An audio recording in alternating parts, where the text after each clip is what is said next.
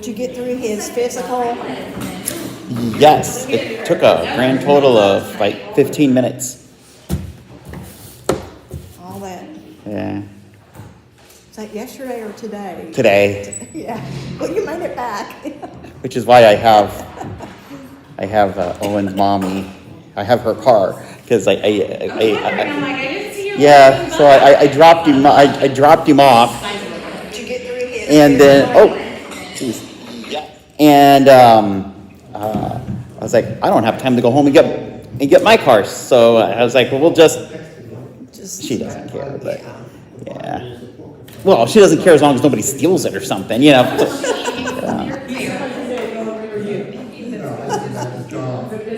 been dealing with legal stuff.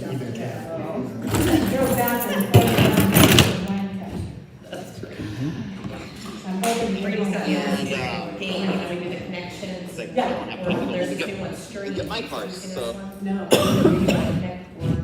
And they were all different sins. And it was in the name where it was cardinal sin. It was kind of like stuff like that. Clearly, you're not on Catholic studies. You're Catholic university. But a friend of mine said if he would stop by and look at the mine. Yeah. Everybody brings their drink. The little sign that they're like, I should because I'm Which sign? coughing. the little sign that they're like, Oh. Okay. Not like all this, actually. Well, trustees kind of handle all that, so like they need to like be the ones that like approve, you know, doing all that work and stuff. But if somebody wants to take a look at it, yeah, that's fine. That's not gonna hurt anything. Just as long as we don't do any actual work. Yeah.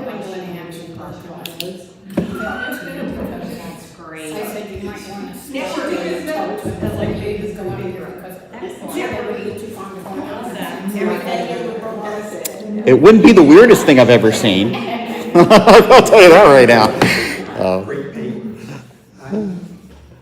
Sign for ChatGPT the other day.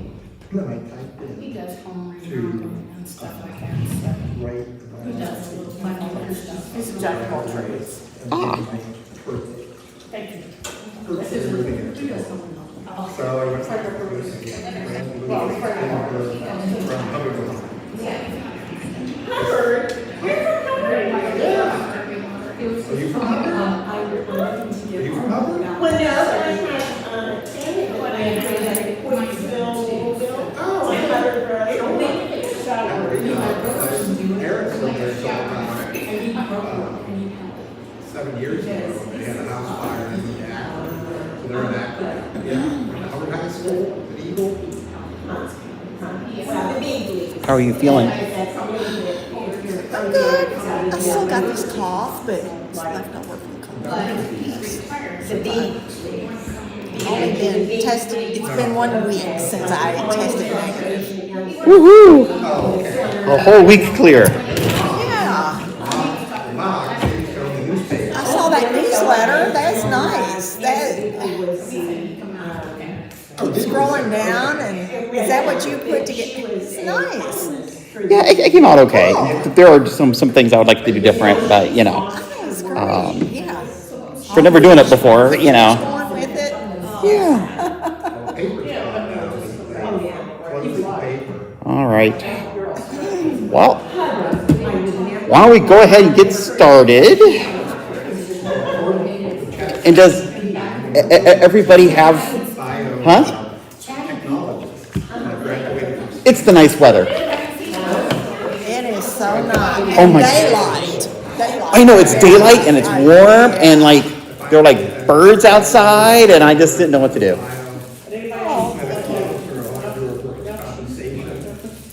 I saw. Oh, thanks. I saw the biggest dove. I mean, this thing was chubby. You saw what? The biggest dove. A dove. Like I mean, its head was like this, and it's like it is not missed a meal. Ooh. Yeah. Thank you. Oh, I got one.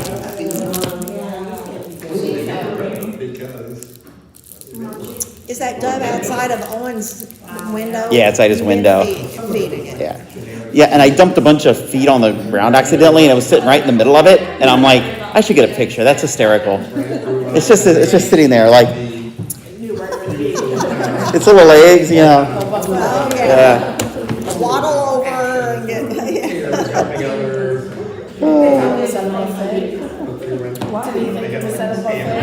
It probably did. Details, like when I graduated from Oh, it was so chubby, like its little like legs were all. It has not missed a meal in a while. It's cute. It's pretty cool. So. Their information's gathered. All right. Well, let's go ahead and let's start with our opening prayer. Let's pray.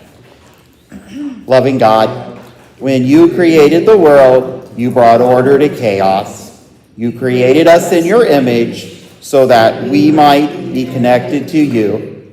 Yet sometimes, Lord, we wander away. We become distracted by many things that call for our attention. Then we become lost and feel separated from you, and our lives end up in a mess. Merciful God, we do not want to live in the mess. We want to be restored to you and to remain with you. Grant us courage as we step out in faith. Amen. All right. And today we are going to be watching Tom Berlin go skydiving. He's going to be talking about the importance of having somebody with you when you are doing something that you might be a little bit afraid of. So let's go ahead and let's see if he makes it. I don't want to ruin the end, but he kind of makes it. Yeah. And he has written other books after this, so that kind of gives you a little bit of a hint that he does make it. So.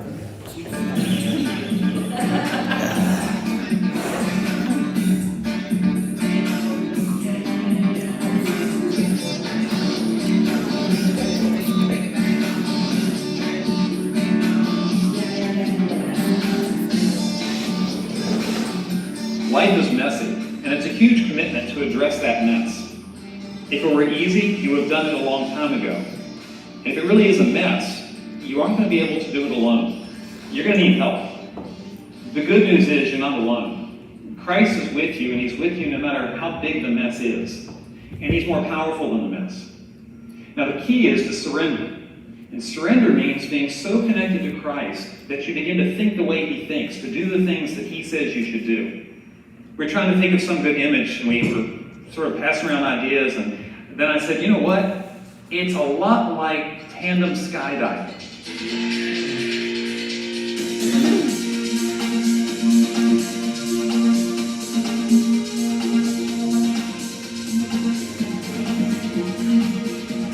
So we're talking about this whole skydiving metaphor.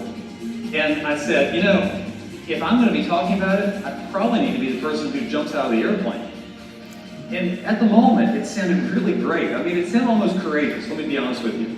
And then the next day came, and the next day, and suddenly I realized it is one thing to talk about skydiving and to say that's on my bucket list and to talk about it with friends while your feet are on the ground.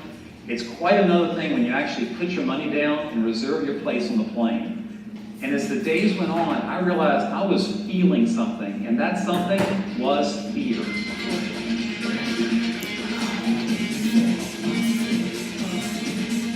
Would you like to pull the cash, or would you like me to? So I'll show you how to do it in a moment. That's what it's like when Christ followers turn to God when they address their mess. Ask most people jumping for the first time what they're feeling, and here's what they tend to say. They're fearful, they're anxious, they're uncertain. But we're not alone.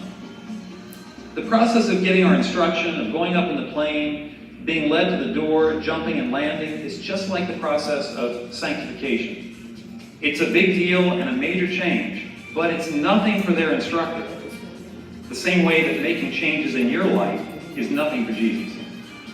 Scale of 1 to 10, how much are you freaking out right about now? I'm about a 6. 6. About a 6. That's not bad. Yeah, that number goes up. Yeah. You know when I really freaked out is when I came over the hill and saw the airport. That's when it really. I try to keep my eyes closed as much as possible.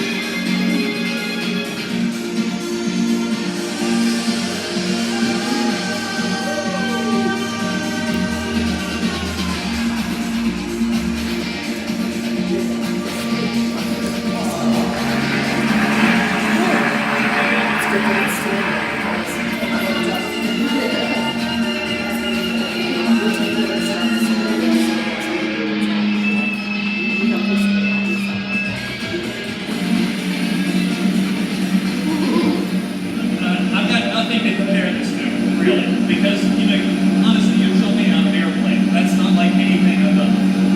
But I got a great briefing. Everybody's very professional here. Mario's done this many times. I feel very confident. Looking out the open door, there is no way I'd do this without Mario. Seriously. Alright, so, step right. Goes right here, okay? Come left, goes right there. Okay. Alright, that's it, you're good? We're just waiting for the door to open. Now we are connected. Now it's getting good. So there's this moment when they open up the door and you're connected to the instructor. And he starts pushing his way in. He says, stand up, and you start kind of making your way toward the open plane door. And I'm thinking to myself, it's like when I try to give our dog a bath and it sees me. There's this huge instinct to push against him and not just follow the instructions. And luckily, he was a lot bigger than I was. But mentally, I really did have to say to myself, it's going to be okay. Just keep doing what he said. And then, you know, eventually you're at the door, and all of a sudden, woof.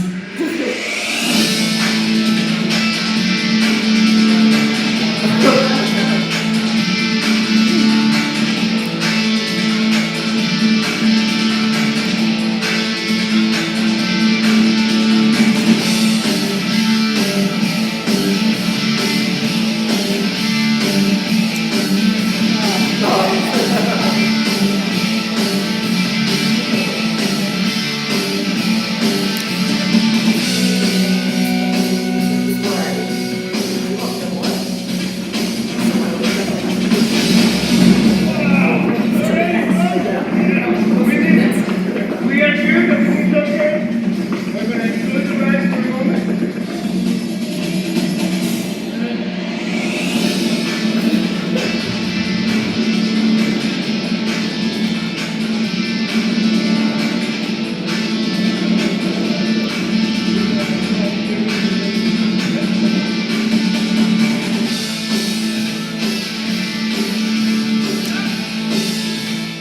We're in the highways. And if you turn around, Oh, wow. high five to that man right there. Oh, yeah, that was great. Thank you, Mario. That was fantastic. Excellent job. Oh, wow. It was great. I tell you what, though, when you come off that airplane, that is a rush like I'm not really experienced for. It's different because you are free falling. Like you're not attached to a car, you have a roller coaster.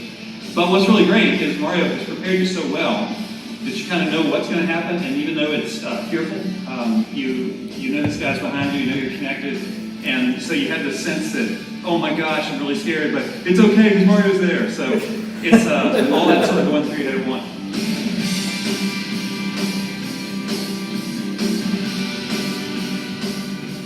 Today was probably the most fearful physical experience I've ever had, and I got to choose it.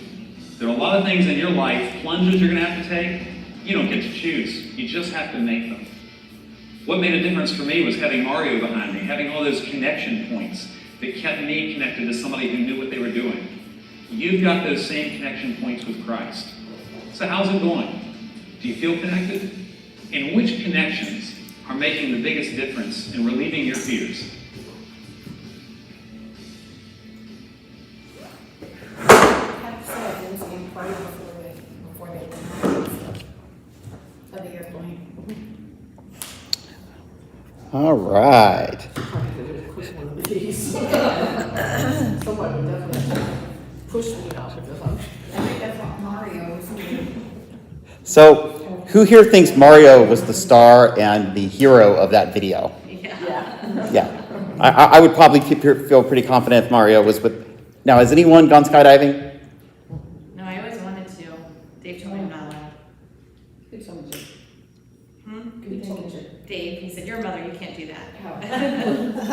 I thought maybe he was worried you could make him go along. I know, now it seems fine. But now I don't think my knees could take the impact coming down. That's the thing I that's. would be much more afraid of the landing. Yeah, I'm honestly, that's what I'm Too afraid much of. goes wrong when you're just falling. Yeah. Well, that's what I was. His legs up and the other guy didn't really far. So. After he jumped out of the plane, I thought, okay, now I don't worry about slowing him. Breaking your ankles and your hips. Yeah, that's what I'm on. Popping out and seeing it either because that's so true.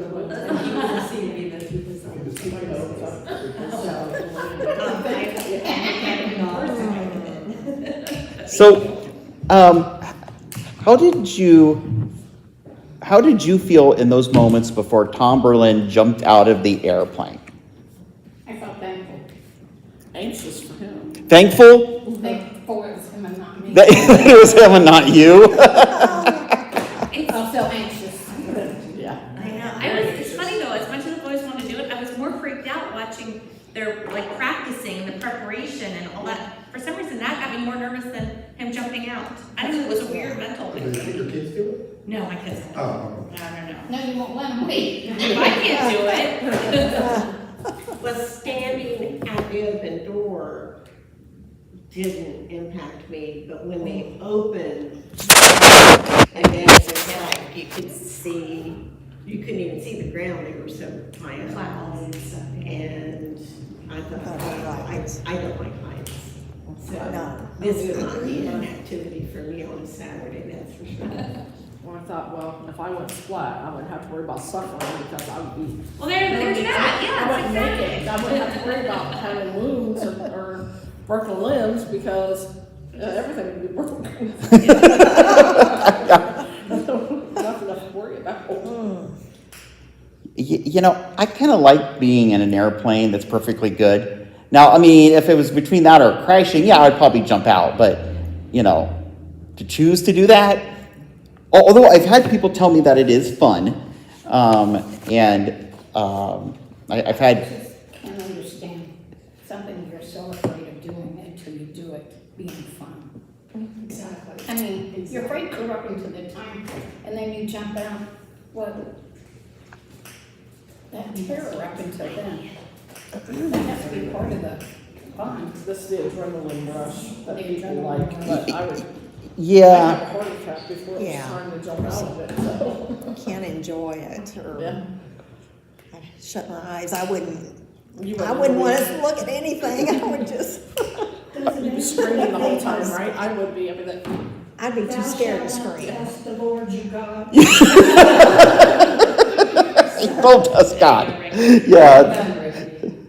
Hey, if God wanted me to fly, He would give me wings, right, and feathers. And I don't. And what was that other thing you said?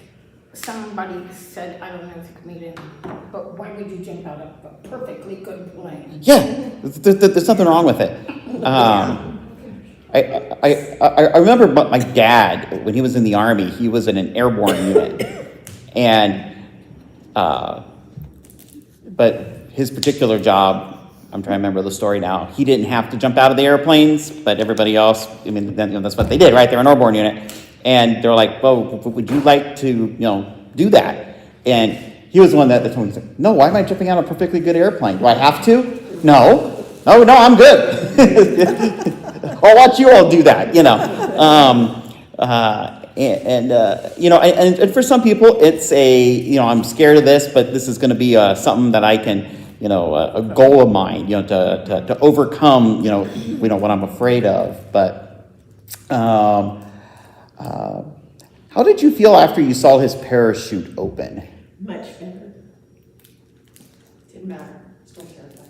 It didn't matter. Didn't change a thing. Still, you're like, no, that's horrible, right? Oh gosh, I felt the pain of his jerk. Oh, yeah, that would be, yeah, I never thought that would be kind of a. But I'm always the negative voice in the crowd, I guess. because I hear, thou shalt not test the Lord your God.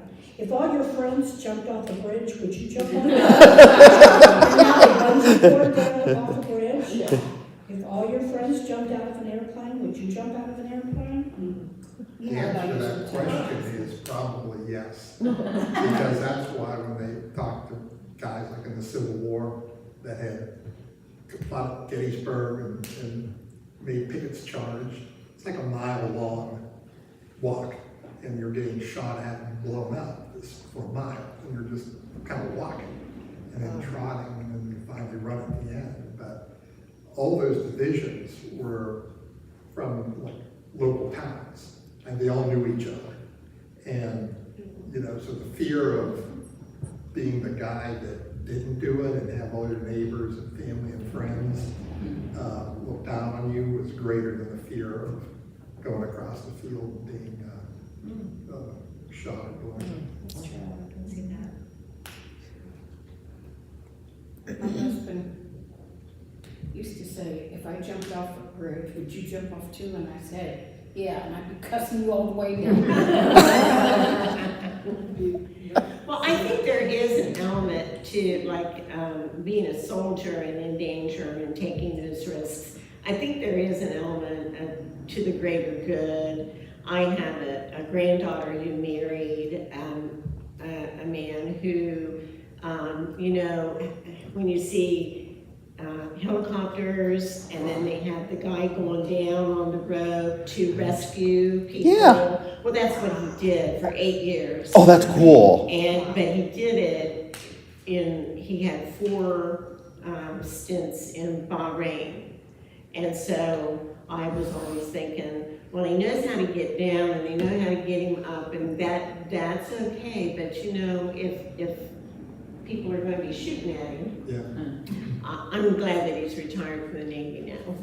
Yes, that's a little bit safer. But he felt that it was his calling. He just knew that and he actually was involved with rescuing people and saving them. And so many people, when they're overboard, I mean, knowing how to swim at the swimming pool is one thing, being overboard in the sea is another. And so he really, he could do that, and he had a mission. He was on a mission.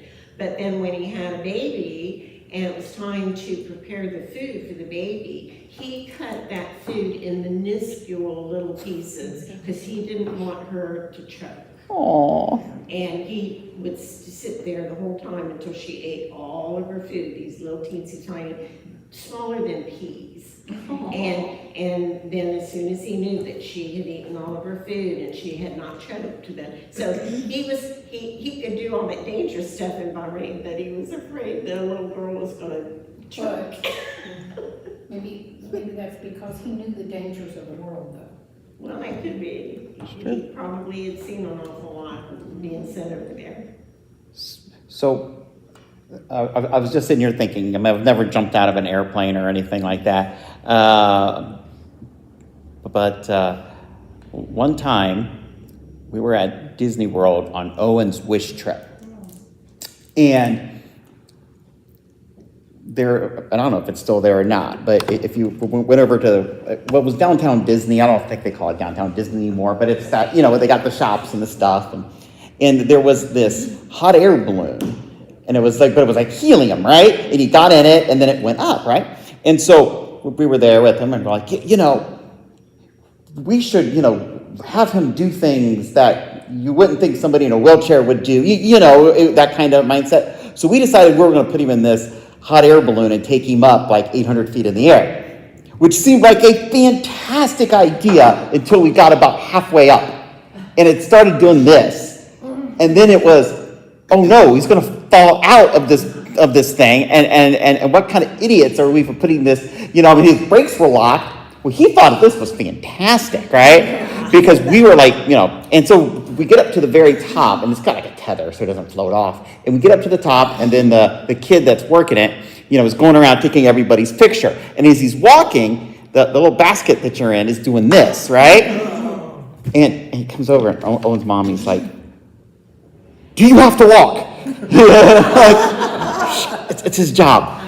He doesn't have to do that. You know, it was so funny because we were like petrified the whole time we were up there, right? And I was like, this is the stupidest thing we have ever done in our entire lives. And when we get down, we are never taking him more than an inch off the ground, right?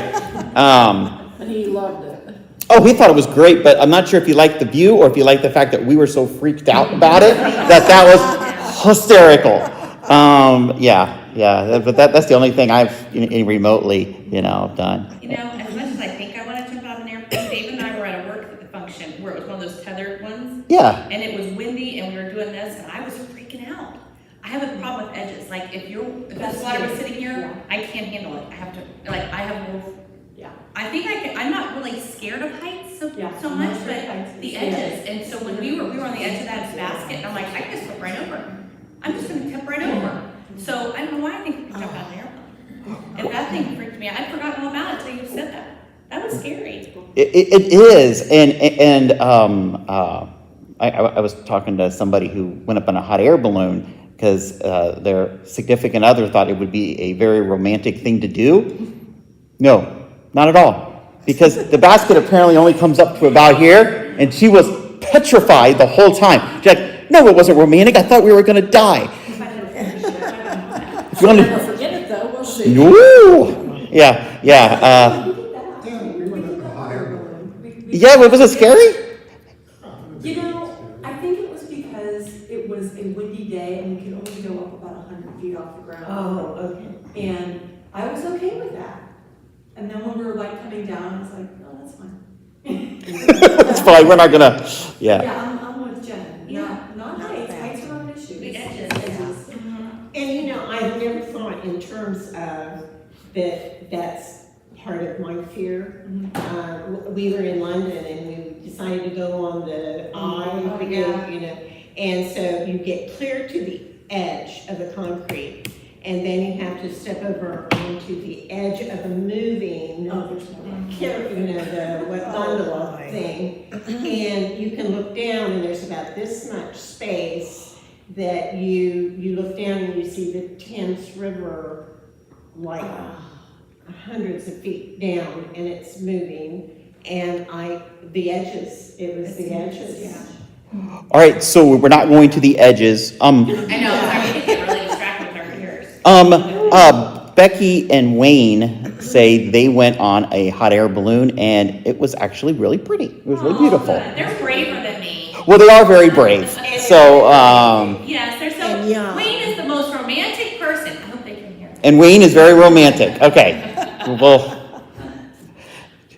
and see the problem now it's recorded. So now, he's going to hear that and probably get a big head. And, thousands of people that watch. yeah, the thousands, the hundreds of thousands. Yes. So Tom Berlin points out that we sometimes are forced to take plunges that we don't want to choose. Examples could include a frightening medical diagnosis, financial uncertainty, or even a broken relationship. When have you plunged into a situation where you have no control and you needed to surrender control to someone else? Because see, that's another problem, isn't it? It's if I'm in control, I'm okay with things, but to let somebody else do it, like driving, right? Because I want to be in control. But when somebody else drives, but now I'm up. It's up to them and their whatever craziness that they're involved in, right? Or I know for some people that's why they don't like to fly, because somebody else is in control. Now the way I look at it is, it doesn't bother me to fly, because I know that the pilot is in the same airplane I'm in, and there's no ejection seat in an airliner. So my guess is that they're going to do a pretty good job of landing it, because, have you ever been in a situation where you had no control and you needed to surrender control to somebody else? Go down my boat, riding with my husband, riding on the back of a motorcycle with my husband. Riding on the back of a motorcycle with your On husband. the freeway with him, going for a ride, And what does he do? Let's go to straighten the sunglasses. I'm like, what are you doing? It's a motorcycle. It's not a car steering wheel. You know, it's two wheels. We had all been out in the, I don't know what day it was, but friends of his, we were all out in the middle of the afternoon drinking, okay? And riding motorcycles. And the guys A great decided, combination. the guys decided they would race in rush hour traffic on the freeway. Oh, Oh, I was scared to death. And I was drunk and I was scared to death. That's bad. Right up, to be honest. Goodness. I remember my grandpa when I was a kid, it was before we had all the sleep diagnoses. He was definitely had sleep apnea. But driving down old Hamilton Road here, sleep. I'm 13 years old grabbing the wheel. That was kind of, Narcolepsy. yeah, I think he probably did. But again, those things, they didn't really, that was a long time. Right. Long time ago, because we talked about how old I am. It was 40 years ago. Well, this is, to me, this is the description of being a preacher's wife. That, especially in the Methodist Church, because you don't know what they're gonna do to you when the phone rings. Yeah.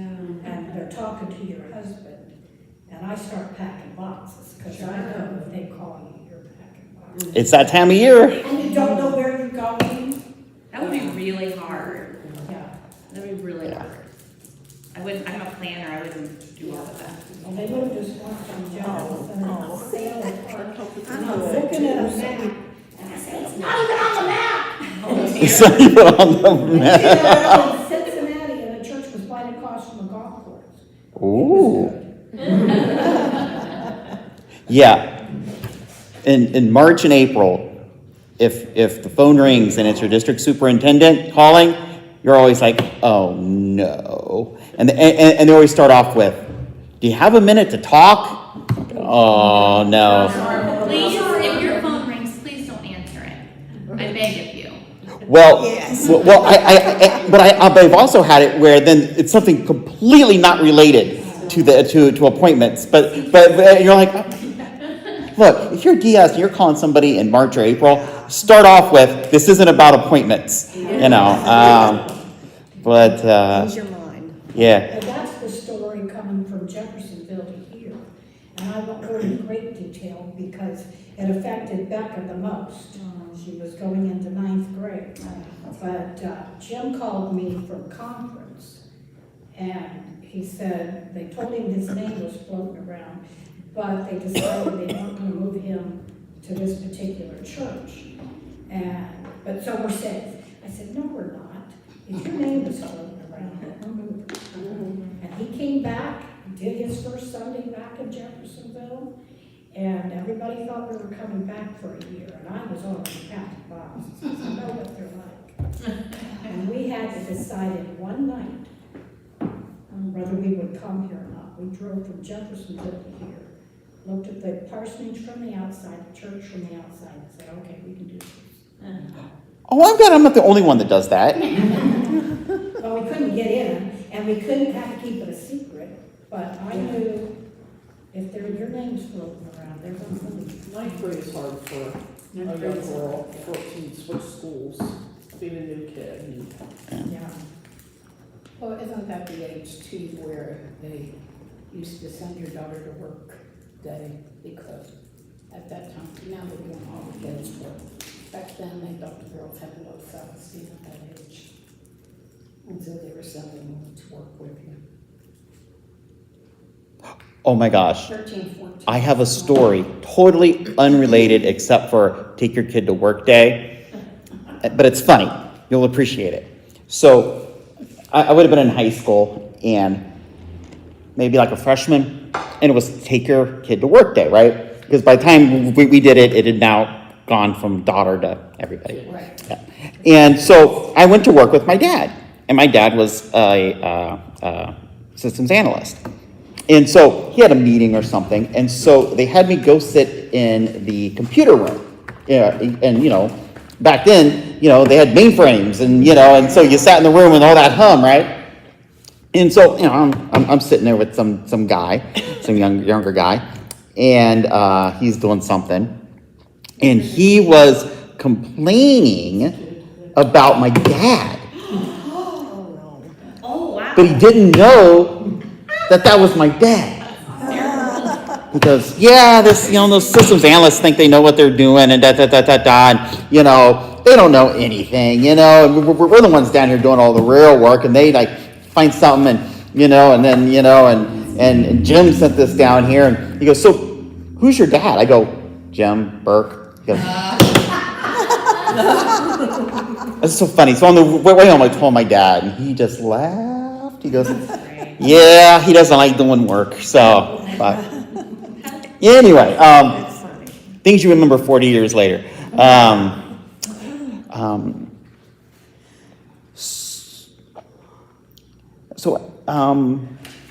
Let's move on here.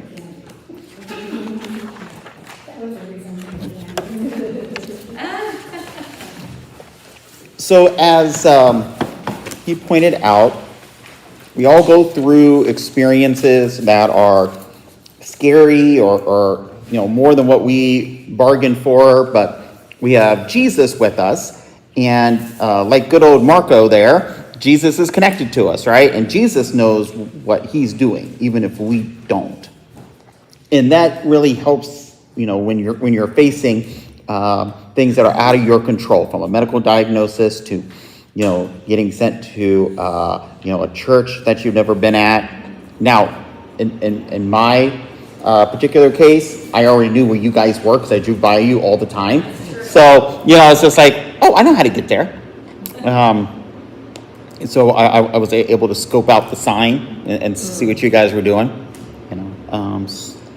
So let's look at Luke chapter 10, verses 38 through 42. And it's the story of Mary and Martha, one of my favorite stories to preach. Would somebody like to read Luke 10, 38 through 42? I can read it. As Jesus and his disciples were on their way, he came to a village where a woman named Martha opened her home to him. She had a sister called Mary who sat at the Lord's feet listening to what he said. But Martha was distracted by all the preparations that had to be made. She came to him and asked, Lord, don't you care that my sister has left me to do all the work by myself? Tell her to help me. Martha, Martha, the Lord answered, you are worried and upset about many things, but few things are needed, or indeed only one. Mary has chosen what is better, and it will not be taken away from her. All right. So, how do you show hospitality to visitors in your home? Try to make them comfortable. Okay, make them comfortable. With food, drink, whatever you need. Yeah, usually food. I try to clean before they come because I don't really clean. So I hate to clean. I hate Try to to clean. vacuum some of it out here. Yeah, there you go. Some like, when we were roommates, my husband looked around our apartment one day and said, I thought women liked to clean things. And that kind of tells you there was. I laughed. So, I go through a can of air freshener a week. Easy. And in fact, I used it up in a whole can up in 2 days this weekend. And, I have a lot of people, in and out, right? I got the morning nurse tonight. And for some odd reason, I always tidy up, and then I always air freshener and everything. Partially is because I don't want my house smelling like a nursing home. But also, I don't know why. Why do I want to impress these people? They're getting paid, yeah. They're getting paid to be there, right? They don't. They're going to come, and then for me, I always run the vacuum, which if you see my office, you're probably surprised that I do, but I do. And then I have more candles than any single guy should probably have in his house, and I'm always lighting them, right? And put them up again. I go, why does it smell like like a Hallmark shop in here? What is going on, right? But I don't want people coming in and going, ugh, what is up with this, Yeah. you know? But you do that a lot when you have animals. Yeah. You do that a lot when you have animals. Oh, yeah, dogs and, yeah. You also make them go, boy, everybody smells like animals. Yeah. Well, I've just recently gotten smart enough to use the warmers, the little wax warmers. Oh, yeah. I bought two, so I've got them in different places, and I put them on timers. Oh, that's. So they kick on and off 3 or 4 times a day. And when you walk in, one of them's brownies. Oh dear, that made me worry, It's Vicky. like, did I leave the stove on? I kind of can relate to that because I had some leftover barbecue meatballs, and so I take my leftovers and my dog picks up, and for days, the whole house smelled like barbecue meatballs. Yeah. I had to leave dehydrated for him for 18 hours, so it made the whole Oh, sure, yeah. Now, as a pastor, when I like visit people, sometimes folks kind of want to spruce things up because I'm coming, which I think is hysterical. You know, I had one lady. She was in her 90s and lived alone. And every time I came to visit her, we always had 2 pieces of pie and 2 cups of coffee. Always 2 and 2, because that's what she wanted, right? And she was super excited because now she had an excuse to eat the pie and have the coffee, right?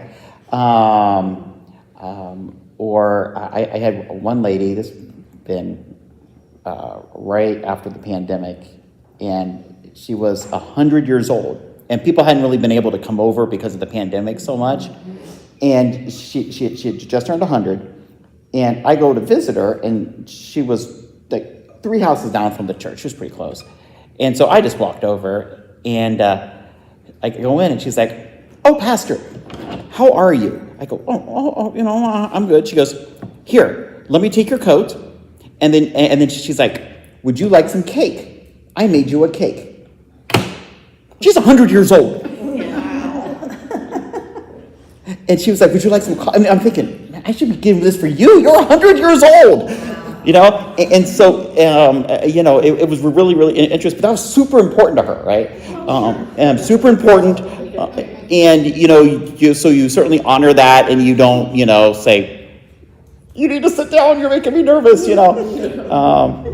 She was so cute, and close to her 101st birthday, she decided it was probably about time that she moved with the old people, and she was gonna. And she lived for about a month in assisted care, and then just passed away one night in her sleep. And super. Yes. And she made good cake too,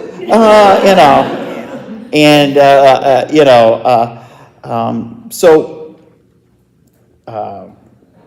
if we think about, like, let's say the holidays, and people come over for the holidays, or you're having a party or something.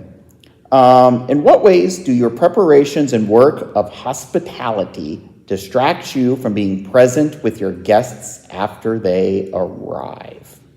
That's what I've always said about parties. You don't get to visit with the people. You're always so busy making sure the food's out, drinks are good. You don't get to enjoy yourself. Yeah. I find. Unless it's small. If you're If cooking. it's a big thing, it's like. And then too, if you plan ahead enough and you get it all set up, and it is, for many years I thought that, okay, I like entertaining.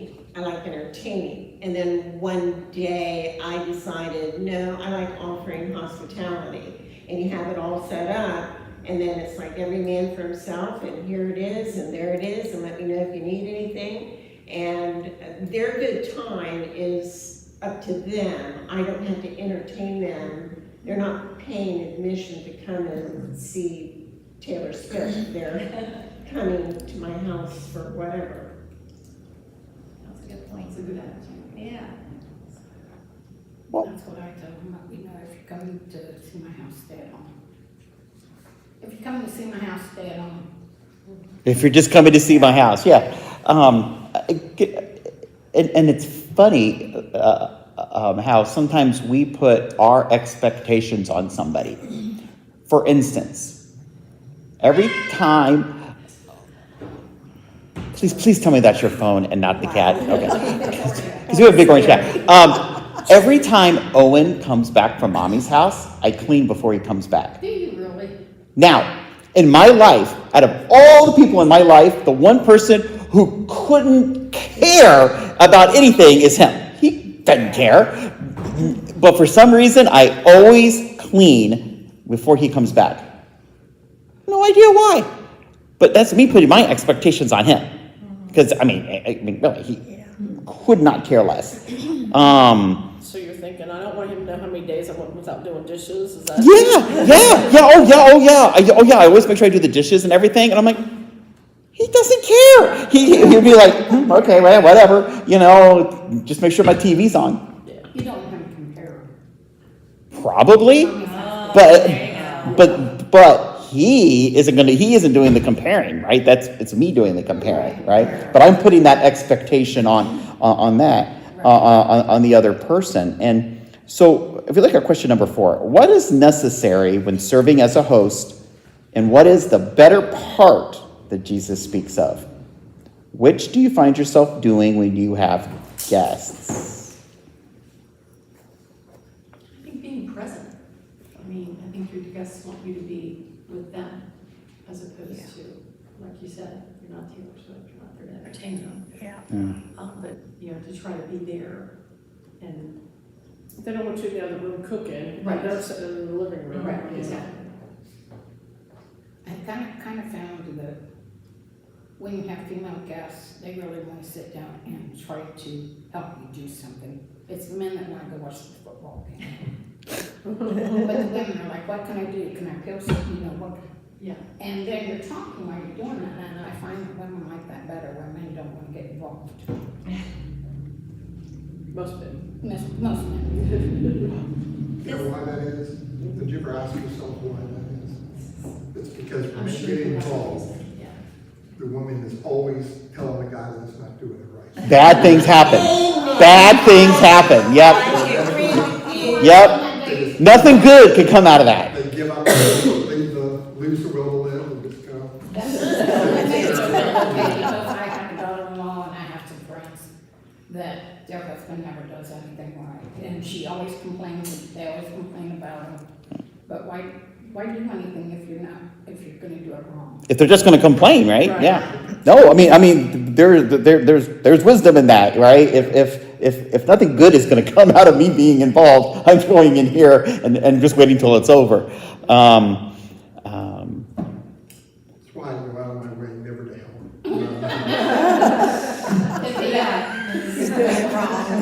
He's very good at that. You just said you did something right. That's the one thing I do right. Oh my gosh, that's hysterical. So why do you think, all right, Mary and Martha,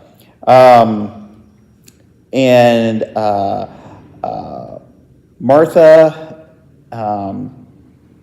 was, all about getting everything ready for Jesus, and Mary was, she was excited that Jesus was there, and just wanted to be present with Jesus. And Martha was like, Mary,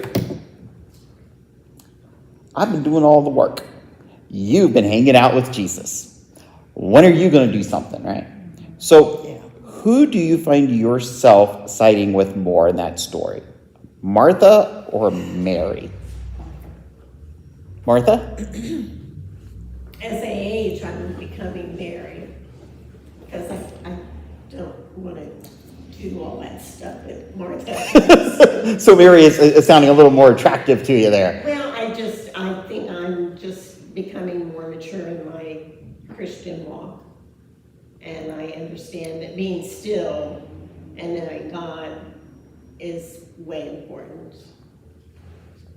Yeah, I'm always afraid I focus too much on all the tasks, like doing all the things, and I don't spend enough time being in the Word. And I'm glad we have this because it gets me to do more. But I really struggle with that because I'm like, I do this. These are all the things I'm trying to do for you, God, but I'm not doing what He really wants. the most important thing, so trying to get better. It's hard as a mom. You're task driven to do the things. Yeah. And to break out of that is difficult. It really is. I agree with you. Because I almost feel like it's selfish time. Like I'm being selfish taking that time, because it's like, it's time What else for can I God be to doing? What else needs Yeah, done? yeah. You got this list in your head, Yeah. you're checking all this stuff off. Like Yeah. a tornado ran through it, and here I am. just sitting here, yeah. The older I get, though, I used to do Martha, everything had to be perfect and clean every week, and I don't really care anymore. I just don't care. Good. And Well, you've learned the lesson that it doesn't matter. it doesn't, never and did. nobody cares either. Right. If I don't care, they're not. And what's important now at this age, it's different when you're younger. Yeah. I was married to Mary, so I was Martha. Yeah, you've I been was about out that. in the musical, so I was out there getting food ready. Well, the beauty of keeping my journal is that I have my tasks, but the very first ones are the devotion and prayer life, and I spend probably more than an hour every morning before it's time. I'll even say it's time to make tidy now, and I discipline myself to making sure that and I don't do it because God needs me to do it. I do it because I need to do it so that everything else falls into place.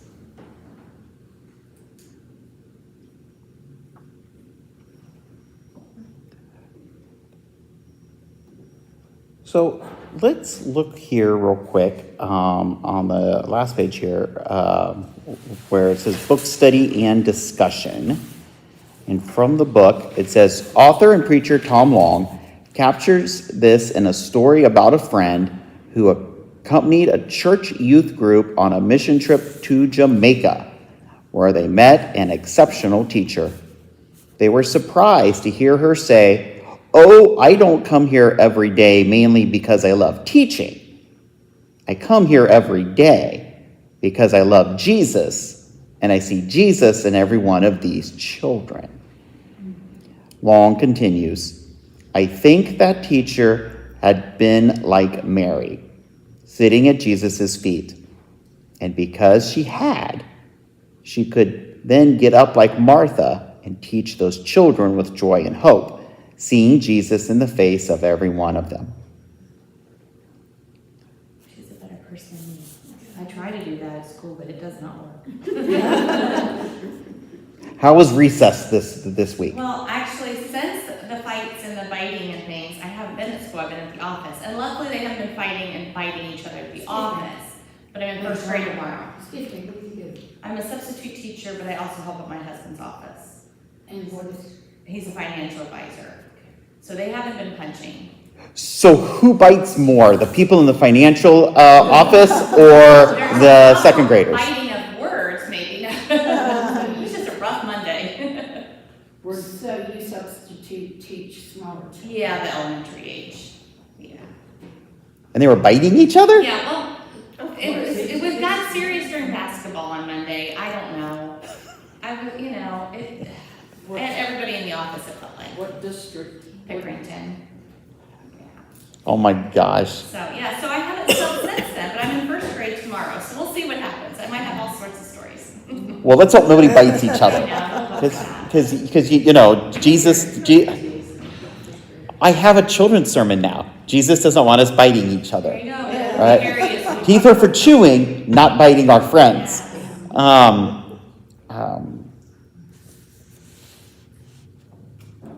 Now I have this image of everyone biting each other. All right, Get you with 1-year-olds. Oh my gosh, that's so sweet. if you are like Mary, does that then, or how does being like Mary help you to then do the work that Martha thinks important? Because you've been renewed, yeah. Yeah. So if we like think about it in like the kind of in the mindset of like church, right? In order to do the work of Martha, you really need to be doing Mary, right? And reading your Bible, praying, listening, and having a relationship with Jesus, because that's what's going to empower you to then do the work of Martha. And when we, cut ourselves off from having this nurturing relationship with Jesus and just try to do the work, that's, I think, one of the times we kind of get ourselves, maybe a little burnt out, if you will. Because we're spending so much time worrying about the busyness of church life that we lose the spiritual growth part of it. And a lot of churches, that happens. And it can happen, not just in like missions type things, but also even in worship, right? You're so busy trying to make sure that the choir sounds good, you kind of forget why the choir's singing, or whatever it is that you're doing. Yes, Nancy, you pretty much do everything here, so we gotta make sure you Are have you your- happy, sweetie? Do you Yes. need anything You from need to us? have some Mary time. I hear stories, and I mean, it's not all, just, it's all good, yeah. Okay, you pretty much run half the church, sorry. She kind of does, yeah. He hears stories of That's a disaster load. and then he walks away, right? Well, Yeah, it's all good. Yes. I did show you a video of that dancing dog. Yes, I've seen some funny videos, very funny. Did Owen enjoy? Oh, it was your dancing dog. Yeah. That's where I got it from. It wasn't my dog, but it was. Well, yeah, it wasn't her dog. She found the video, gave it to me, and then I showed it to her. Yeah, and I did, and he giggled. He thought it was funny. It's his dog, and he gets super excited about a horse race, and he starts dancing. He's standing in front of the TV with his. But he's standing like a person. Yeah. Back legs and the horses are getting ready. He starts dancing. It's pretty cute. Very funny. Yeah. Poor Nancy. She's like, when is he leaving? You gotta have, She's like, I just want to get my work done, and here he comes again with like, hey, guess what I found on the internet? Yeah, she's like, yeah, it's bad. So, what did you plan to do, but not have time to actually accomplish?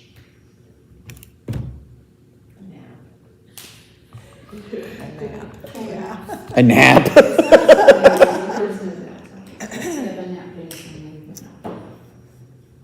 I have trouble, like I have my devotions out to do in the morning, and I keep saying I'll get up earlier to give myself enough time to do it, and then I always get distracted with, I didn't load the dishwasher last night, I can't leave that all day, that'll be gross by the time I get home.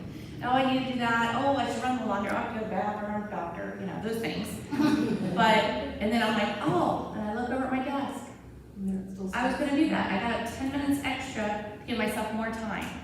I'm bad, if I give myself extra time, I get distracted with other things. I really have a hard time with that. But you're a young person and you're in a different place in life now. And I wrote on Wednesday, I said, I only have one thing on my calendar squared today. It is a day for reflection, because that's when everyone else comes here for reflection.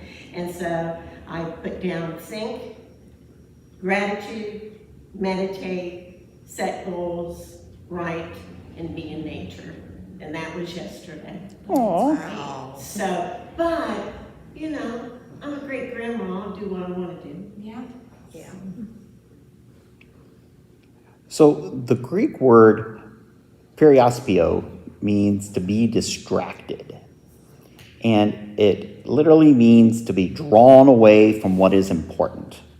And that's the word that's used there in the story of Mary and Martha. What causes us to suffer from periospio, or distraction from what's important? TV. Dog videos, Dog videos, Dogs. yeah, dogs. Facebook. I just lose focus sometimes. You know, like, when it's Telephone. you know, and I'm all to something else. All the, Very distracted. Chores. I think just telephone. Yeah. Why pass away? Yeah. You know, and you're right, I mean, since I've retired, I think I'm probably busier than I ever have been, but I also spend more time at work. So you can make more time for that when you don't have to shuttle yourself off to a job, when you don't have to, you know, bathe every day. All those The things. paradox is the things that have to be done aren't the most important things. Oh, that's Well, right. and sometimes, You have to you go know, to work, you have to feed the animals. Yep. There's certain things you have to do. The important things are to read the Bible, study, Yeah. but those aren't the things that necessarily have to be done. That's the- but the world imposes, like, you know, one of the things that I need to do is get my little packet ready for my accountant so he can do my taxes. And I don't, you know, I'm not gonna mess with that. I have to do You have it, to do that. even if it will not bring me joy and peace and patience and, you know, help me bear the fruit of the Spirit. I have to do that, because if you're alive and breathing air, you have to do that. But you're right, though, that, you know, the important, or the things that are pressing in life often get in the way of things that we think are important, right? Like, you know, relationships with others, right? With your family or friends or what have you. Yet, those tend to take a back seat sometimes to the pressing matters of getting your taxes done or going to work to pay the bills so you have a place to live.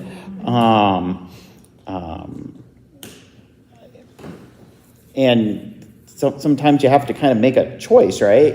You know, because it's easy to say, oh, well, I'll just put the most important things first. Well, that's real great until you lose your job and now you can't eat, right? Or, you know, you don't do your taxes and you wind up, you know, owing the government a huge amount of money, or, you know, they told somebody, I think it was you, that I had to get my taxes done because I wouldn't do well in prison. That's a fine reason to do it. That's a great. Very valid reason. You know, there's a lot of things in life we do because we wouldn't do well in prison, so we don't want to go there.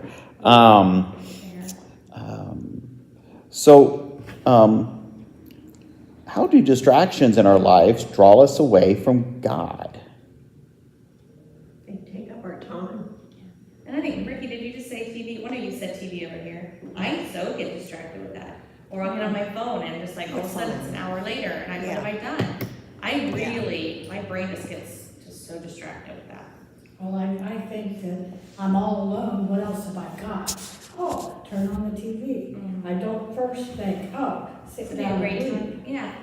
and I don't get distracted so much with it, but being alone, I use it as noise. Yeah. Oh, sure, yeah. It's comforting. I have my TV on and I'm not even watching it I do sometimes. it all 24/7 when I'm home. I read or something. The TV's on just so it's not going. Just, yeah. But if I turn that off and put on music, I get more done if there's music playing. But I don't think of that first, Right. but I know that's true. That's actually true for me. So I've been, last couple of days this week, I have these headphones that are like noise canceling, and I've been putting them on and listening to music as I work, which is great until Nancy needs to say something. And then she's like trying not to like scare me, and she's trying to make noise, and then nothing's happening. So finally she just gives up, right? And we should really film our time together because it is hysterical. It's I can get crazy. distracted watching that for an hour. Yeah. Be a new sitcom next fall. Yeah. She's like, you know, waving and, you know, like this. And then, but, so, this morning, I was, working on something, and I simply needed to get on Facebook, to go to the church's Facebook page because I needed the time of something that was on Facebook. I forget. 20 minutes later, I am reading something weird on Facebook. I'm like, why am I even here? What? I'm like, oh wait, because I needed to get something from the church's Facebook page. More cats or dogs, probably. Yeah, probably, yeah. And I have to say, you're like one of my favorite people on Facebook, though. You always have the most interesting things. I get very distracted by yours. I'm not putting blame on you, I'm thanking you. I'm putting blame on. So entertaining. I'm always like, damn, what do we go? There's nobody within the church that updates Facebook. We do. Oh yeah, that there is, yeah. Who does that? Well, either me or Brian. And I used to too sometimes. And yeah. And I spend time watching recipes on Facebook, and then the shoes pop up. And They know what to do. Oh, yeah. Who is in charge of game night? Me? Are we just doing the games that you have, or can we? No, bring your own. I think I said that in there. Bring your own. Bring your favorite games. It'll be loads of fun. That one likes Uno attack. Oh, love Uno. Yes, please. And we have a giant Jenga. That'll be loads of fun. Yes, please do. Yes, we need people to bring games. That's I agree with you. Saturday, 4 to 6. Oh my gosh, I just had a funny memory that popped into my mind. I was at a family gathering a few years ago, and it was going to be a game thing, right? So people were bringing their games, and so somebody brought Cards Against Humanity because they didn't know what it was, and they thought and they just thought it would be fun. But that's not a game you play with your grandmother. No. Yeah,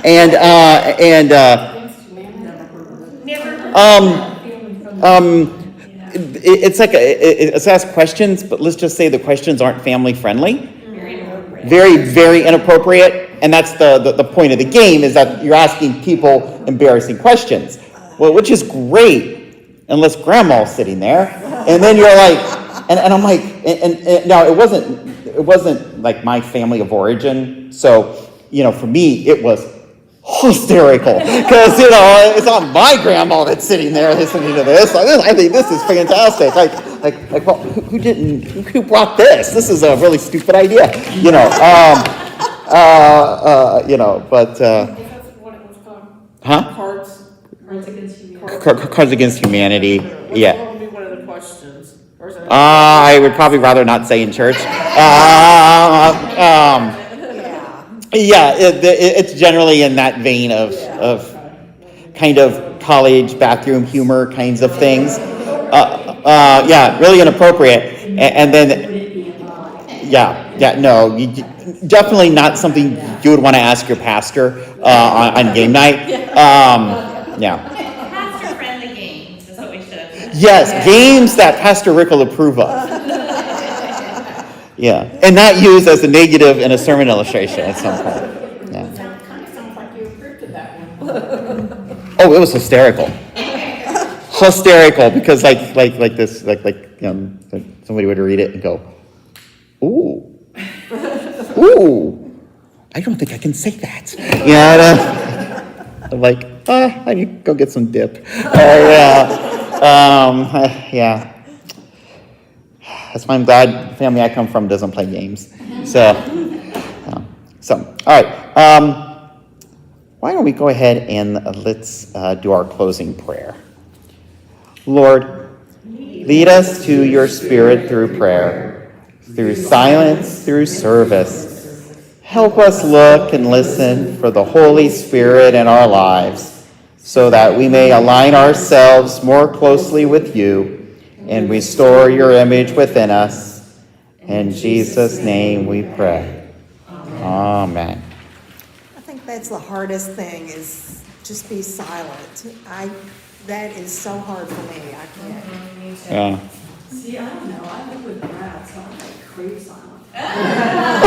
Poor Brad. Well played, Elaine. Oh. I mean, in the most loving way, yes. Bye, Becky. And romantic Wayne. And wait. I found, since I live alone now, Oh, I It's thought like